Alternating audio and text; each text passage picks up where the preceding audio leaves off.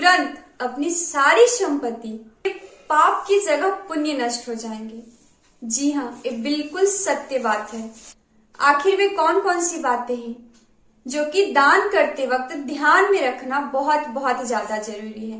पुण्य नष्ट होते हैं और आप सभी जानते हैं कि जब पुण्य नष्ट होता है और पाप बढ़ता है तो लोगों के जीवन में बहुत ज्यादा परेशानी आने लगती है। रोग, दुख, तकलीफें, बहुत सारी चीजें लाइफ में आने लगती है। तो आप सभी से हाथ जोड़कर नम्र निवेदन है कि जय श्री सीताराम जी, जय श्री संकट मोचन हनुमान जी। सब सुख है तुम्हारी सरना, तुम रक्षक काहू को डरना। कैसे हैं आप सब? उम्मीद करते हैं आप सब बहुत बहुत अच्छे होंगे। दोस्तों, हम सभी दान करते हैं, है ना? कुछ लोग विशेष तिथियों पे दान करते हैं तो कुछ लोग अन्य दिनों में दान करते हैं और ये बहुत अच्छी बात है। यानी दान करना बहुत बहुत अच्छी बात है। पूज्य श्री संतों का मानना है कि जो व्यक्ति दान करता है ना, उनका पाप बहुत जल्दी नष्ट होता है। लेकिन दान करते वक्त कुछ बातों का ध्यान रखना बहुत बहुत ज्यादा जरूरी होता है।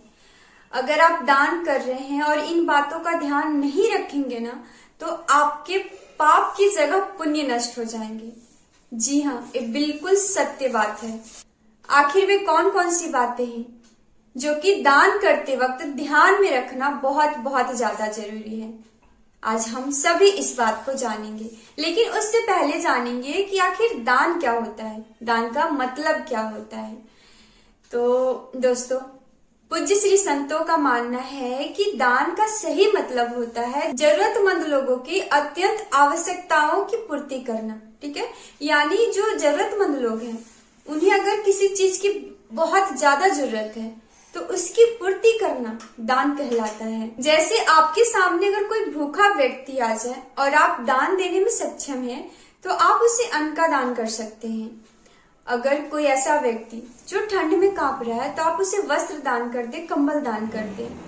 या फिर कोई ऐसा व्यक्ति जो बहुत बीमार है और अपना इलाज भी नहीं करवा सकता है, तो आप उसका इलाज करवाएं, उसे दवाइयां दे दें। और अगर आपको लगता है कि कोई ऐसा व्यक्ति है जो हर तरह से असमर्थ है, तो आप उसे अपने शरीर से सेवा दे सकती हैं, है ना? ये भी एक बहुत बड़ा दान है। इससे ना आपका शरीर शुद्ध होता है। लेकिन एक चीज है जिसका दान करने में हम सभी को बहुत बहुत विचार करना चाहिए, और वो कौन सी चीज है हम जानेंगे। लेकिन उससे पहले आप सभी को एक सत्य घटना बताते हैं दान से रिलेटेड। जब आप इस घटना को ध्यान से सुनेंगे, समझेंगे ना, तो आपको इस घटना के सुनने के दौरान ही आपको पता चल जाएगा कि हमें किस चीज का दान कैसे करना चाहिए, है ना? और कौन सी ऐसी चीज है जिसे दान करने से पहले हम सभी को बहुत सोचना चाहिए। तो आप सभी ना इस घटना को बहुत बहुत ध्यान से सुनिएगा और समझिएगा। और ये घटना कोई अनुभव नहीं है, ये सत्य घटना है। ठीक है? और अगर आप यहाँ तक पहुंच गए तो सबसे पहले कमेंट में जय श्री राम, जय हनुमान जी और हर हर महादेव जरूर से टाइप कीजिएगा। कानपुर की एक माता जी थी जो कि बहुत संपन्न परिवार से थी। उनके पास बहुत सारा धन संपत्ति था। वे एक बार एक बहुत बड़े संत के पास जाती हैं जिनका नाम पूज्य श्री नारदानंद सरस्वती जी था। उनके पास जाती हैं और बोलती हैं कि बाबा, मेरे पास 1 रुपये है, मैं इस 1 रुपये से संत सेवा करना चाहती हूँ। क्या मेरे इस 1 रुपये से संत सेवा हो सकती है? वे संत बहुत बहुत दयालु और बहुत दिव्य संत थे। वे बोले कि हाँ माँ, बिल्कुल, आपके इस 1 रुपये से संत सेवा हो सकती है। वो जो संत थे तुरंत अपने भंडारी को बुलाते हैं और बोलते हैं कि इस 1 रुपये से आप नमक लेकर आओ और उस नमक को दाल में डाल दो और उस दाल को सारे संतों को परोस दो। और वो जो संत थे माता जी से भी बोले कि माँ, आज आप भी प्रसाद पाकर जाइएगा। और जो कानपुर की माता जी थी तुरंत अपनी सारी संपत्ति वे संत भगवान के नाम कर देती हैं, क्योंकि उन्हें पूर्ण विश्वास हो जाता है कि जो संत मेरे 1 रुपये का सदुपयोग कर सकते हैं, वो संत मेरे करोड़ों की संपत्ति का भी सदुपयोग कर सकते हैं। उन्हें पूर्ण विश्वास हो गया था। दोस्तों, तो आप समझ ही गए होंगे ना कि हम सभी को किस चीज का दान करते हुए बहुत सोच समझ कर दान करना चाहिए। अगर नहीं समझे तो हम बता देते हैं आप सभी को कि अगर आप किसी को पैसा दान में देते हैं तो आप सभी को बहुत बहुत ज्यादा सोच समझ कर पैसा दान करना चाहिए। हम समझ रहे हैं आज बहुत सारे ऐसे लोग हैं ना जो मतलब खड़े रहते हैं और पैसे मांगते हैं, तो आपको पैसा नहीं देना, कुछ खाने की वस्तु दे देनी है। और अगर वो ना ले तो बस हाथ जोड़कर राम राम कहिए और वहां से निकल जाइए, आपको कोई पाप नहीं लगेगा। ये पूज्य संत भगवान का कहना है कि आपको कोई पाप नहीं लगेगा।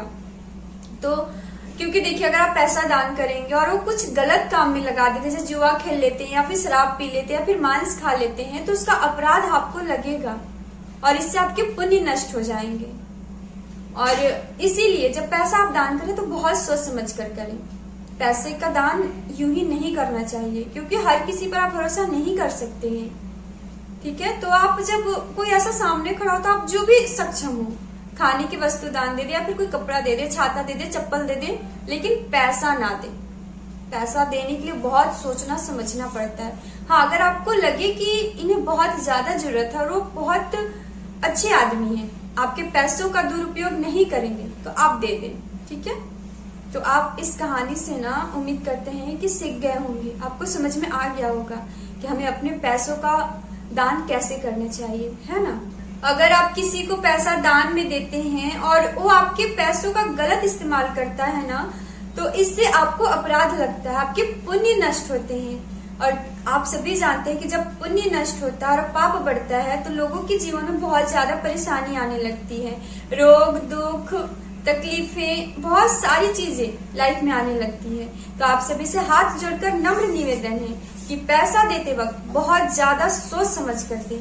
तो चलिए आज का वीडियो यहीं तक, जल्द मिलते हैं एक और नए वीडियो के साथ। आप सभी हमारे साथ मिलकर बोलें श्यावर रामचंद्र की जय, पवन सुत हनुमान की जय, उमापति महादेव की जय।